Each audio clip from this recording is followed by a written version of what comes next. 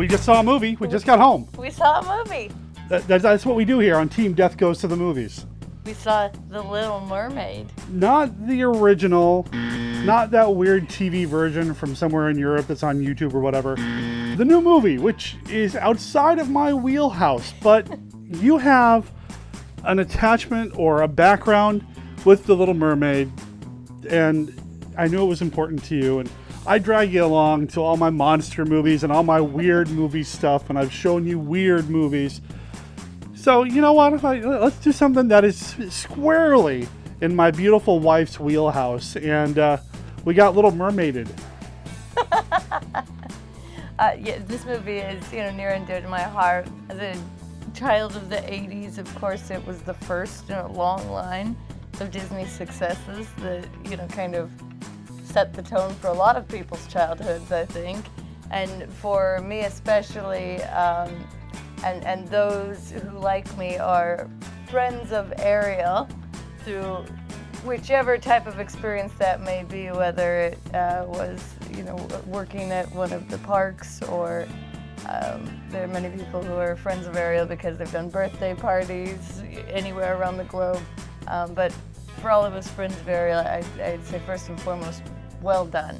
I was pleasantly surprised all the way along. It's really hard, I think, to remake a movie and do it well and give it your own spin without disappointing people. So my background, my experience with The Little Mermaid is I never saw it during its original theatrical run, and I'm talking about the animated feature that kicked off the Disney Renaissance. My experience with that film, I saw it on video.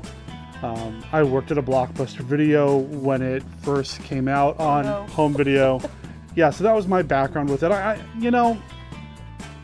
have a lot of respect for a lot of things Disney, and I know they're very important to the world of film and Hollywood history and that sort of thing. But when these movies were coming out, younger Derek wasn't like, I can't wait to see the new princess movie. So it's not like they made a huge impact on me, although I knew basically what they were. And I don't think that I could have gotten away from it being from my generation, Generation X. You're a millennial. Yes. But even as a Generation X kid, these movies were huge with all the girls that I went to high school with. So, Little Mermaid, Beauty and the Beast, all that stuff. Aware of it, just it didn't have the footprint or fish print on me, the fish tail print on me that it did on somebody like you. I could see that, yeah, but you can see now the tendrils or tentacles. Well, the movies like The Little Mermaid have had on, really the growth of Disney and their competitors as a whole over the last 30 years. Sure. It's made a huge difference in the world of film and animation, and now even live action and CGI. I will say I've seen all of their CGI from animated efforts so far. This is my favorite of the lot. It's my favorite of the lot, and I've only seen the one. I haven't seen the Mulan or Aladdin or Beauty and the Beast or the so-called live-action Lion King, which is just a whole bunch of CGI. I haven't seen any of those movies, partly because I just felt like, why? And my to-watch list is so big, why watch something that didn't really feel like it was designed for me or somebody like me or somebody in my age group or other demographics? It just didn't seem like something that called to me. And honestly, if not for you, I probably would not have gone out of my way to see this one either. I knew I could get you to this one because, it involves sea monsters. And I was sitting there thinking while we were watching it, there's some pretty cool sea monster action. And it just took maybe in my brain a little bit of a nudge, just a touch, to take this from The Little Mermaid to like the Little Shoggoth and turn it into like a Lovecraft tale of some sort. So let the fan fiction begin if it hasn't already been done. Well, and as you may or may not know, a lot of these fairy tales, in this case, this was one from Hans Christian Andersen, and it comes from Denmark and that area of the world. They were pretty dark originally. Oh, yeah. All the Disney features that are based on fairy tales, they've all been Disney-fied. Snow White, No, doesn't end. It doesn't end well for Not most pretty. characters in that. So yeah, the fairy tales are a lot darker. But you mentioned Hans Christian Andersen or Hans Christian Andersen. I heard he shot first, but also I appreciate it, and I don't know if this was in the original film or not. The film opens with a quote from Hans Christian Andersen from the original Little Mermaid on the screen, and I thought, my knowledge and experience with Disney is that they don't really acknowledge a lot of the classic fairy tale source material. I mean, or even literature like Mary Poppins and things like that. They don't always, or at least they haven't historically, given credit to the originators. So This was a nice touch. thumbs up. That was cool. I don't have enough experience or knowledge base with The Little Mermaid to know the big differences, but I do know there were some major differences. There's a gender-swapped character, which didn't matter to me. It worked perfectly well. Worked just fine. And of course, the big hullabaloo about the ethnicity of The Little Mermaid and how she's not white anymore didn't bother me one bit. In fact, there was a line early in the film, the king, the father, he, I won't say overemphasizes, but a point is made that all of his daughters come from across the world, across from all the seven seas. So the differing ethnicity base, I guess, is that the best way to put it? It made sense. It And was part of the storyline. yeah, it was just part of the storyline, and I know there was a lot of whatever when it was first announced. Yeah, it seems like a silly thing to get upset about. It was wonderfully portrayed by Halle Bailey. I'm just thrilled for her, and what a success, what an amazing success.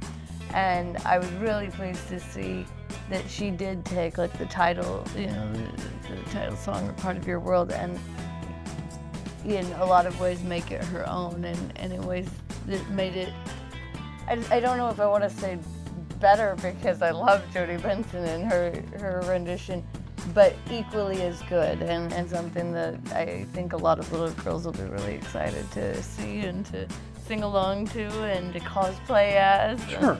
I was pleased there were a few differences musically. There were a couple songs from the animated feature that did not make it into this one that I thought were good decisions. And then there were some new songs, particularly one by Prince Eric that was wonderfully sung and wonderfully put together. And I suspect, knowing that he had his hand in the project, that Lin-Manuel Miranda had quite a bit to do with that particular song, because it sounded very much like something that he'd have a part in. Well, as well as the other song that you weren't as big a fan of, which is fine. It felt very hip-hoppy, and I love that stuff. I mean, at one point in my life, I thought I'd be a rapper when I grew up, so I'm totally down for that. But it didn't feel like it fit the flow of the rest of the film. It felt a little off. That's fair, yeah. It wasn't bad, it was a cute little song, but not necessarily necessary to the flow of the plot and the rest of the story. What songs were missing? Le Poisson, Which one is that one? when a certain crab gets into That whole scene was gone. Yes. That whole scene was gone, and I was going to ask you about that. There were some things that were missing. There were a couple of scenes that were added, and some scenes, some comedic beats that were placed differently. Thinking specifically of her on-land encounter with the Dinglehopper. Yes. It happens differently in the live-action film than I remember it happening in the animated feature. I think it probably should be noted here. Yes, we're going to spoil some things here. It's kind of hard to talk about a movie that is a remake of a movie that came out in 1989 that is inspired by a fairy tale from who knows how long ago. You know the story of The Little Mermaid. There are no new twists or surprises. There's no end credit scene as far as I know. I mean, it's The Little Mermaid. If you've seen the movie from the 89, if you know the story, you know what happens in this film. In fact, I was joking with Beth along the way while we were driving down to the Joy Cinema where we went to go see it. Are you excited for this, even though you know how it ends? So, yeah. And that's where we went to go see it. It was at the Joy Cinema. We saw it Thursday night in 3D. Yeah. What did you think of the 3D? I really enjoyed it in 3D. I thought the mixing together of using the underwater world and having that be in 3D was really cool. And the way that they mixed that with the live action shots. And the characters really appeared to be swimming underwater. And all the little details from the way that their hair moved under the water as they were floating there, and as waves or other things would whoosh by, you'd see the hair or the bits of fin react to that. And I thought that was very, very well done, and a really nice tie together of the animated and the CGI. And there really weren't any points where I was going, oh, okay, there's the line between the two worlds. I was totally encased in the world in a way that would have been really difficult to shoot without CGI, I think. I'm curious. I'd love to see some behind the scenes, or somebody who's a lot more fluent in the language of CGI, like the Corridor Crew YouTube channel, for example. I'd love for them to do like a VFX artist react to the VFX of The Little Mermaid, because there is a lot. And I imagine, yeah, if you've seen like the newest Avatar movie, there's a lot of underwater stuff happening there too, but at least those guys are still bipedal. You've got mermaid action happening here, and I want to know how that was done. I think my biggest complaint, if I had anything to complain about with the 3D, I don't think this film was originally shot for 3D. I feel like it was up-converted. I'm not sure. I can't confirm that. But a lot of times when you see a 3D movie, especially one that's been up-converted, the brightness levels are still a little dark. And I think that, combined with my color blindness, made it hard for me to understand or interpret the fact that Ariel's hair was in fact red. It threw me off a little bit when it's referenced later in the film when Ursula is like, take that, red. Oh yeah, she had red hair. Wait a minute, does she have red hair now? I hope so, because that line doesn't make any sense, and it just took me a second to catch up. I will give you, it was not the bright red, it wasn't the sort of Crayola red that you see in the animated feature, but it was actually much truer, as a ginger myself, to real red hair tones and the mixture of tones. Right. And so I found that real interesting and kind of a nice touch, actually, that it felt more natural in a way. Well, you know, and the other thing too about it, the darkness or the brightness levels, the big fight scene at the end when Ursula goes big mega monster, it's dark. It's almost too dark. Again, didn't take me out of it, and I'm a guy who watches low budget monster movies on the regular, so I don't have a problem filling in the blanks when I can't really see everything on screen. I had no problem with that, but just kind of know going in, if you're going to see it in 3D, there are some moments where it does get a little dark. That's not the Joy's fault. No. That's just I think how that's 3D just works. how a movie that has a lot of nighttime ocean shots is going to be. I will say I was prepared to roll my eyes at Ursula. Mm-hmm. She's an iconic villain from Disney, and the actress playing her, Melissa McCarthy, sometimes can rub me a little off, but I think she was great. I didn't have that problem with her at all. And she really nailed Poor Unfortunate Souls. It was wonderfully done. Mm-hmm. I did not realize that she had quite that set of pipes on her. Yeah, no, I liked that a lot. I thought the musical numbers were great. You made a comment on the way home that it did not feel like a musical.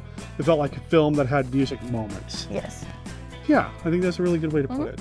I want to go back to the CGI real quick too. Some the animal sidekick characters. Flounder bugged me. He looked plastic to me, especially when you're doing like a head-on shot of Flounder. He looked like Big Mouth Billy Bass. They changed up species on a few of the animal sidekicks. Scuttle was a different kind of bird. Wasn't a seagull, but that's also because they moved the location of the film slightly. Yeah. And so it made sense to change the bird. They also changed the type of fish Flounder was, and because they went with a very flat fish with side-placed eyes, every time they tried to look at Flounder head-on, it was a little weird because it was like you needed him to turn sideways in order to actually see it. I would have gone with a different fish, I think. Yeah, and that wasn't a CGI fault. No, not at all. It was just a production design choice, a character design choice. And Sebastian, at first, seemed very cartoony in that environment, but after about a few minutes, I got over that. Now, you brought up King Triton earlier. Yes. Javier Bardem, or should we say Javier Bardem, because he looks amazing. Wow. How long have you been sitting on that? Since the drive home, yeah. Okay. No, he was great. He was wonderful. Sometimes his performances in various films, and maybe it's because I first became aware of him in No Country for Old Men, sometimes there's an off-putting quality to him. Like he's got a wall that you're not supposed to feel what he's feeling, and for a good reason. None of that here. I think he was a warm father when he needed to be. He was an overprotective father when he needed to be. He was a self-sacrificing father when he needed to be. He was solid. Mm-hmm. He was really good. I liked all the performances. There wasn't a performance in here that took me out of the story at all. I enjoyed it. No, it was a great movie. I definitely recommend everyone should go and see it. And you said it's your favorite of... It's my favorite of the live-action remakes so far, yes. Yeah, okay. I'm going to agree with you again. Haven't seen the other ones. Probably not going to. My to-watch list is way too long, but... Yeah, I mean, I had a good time with it.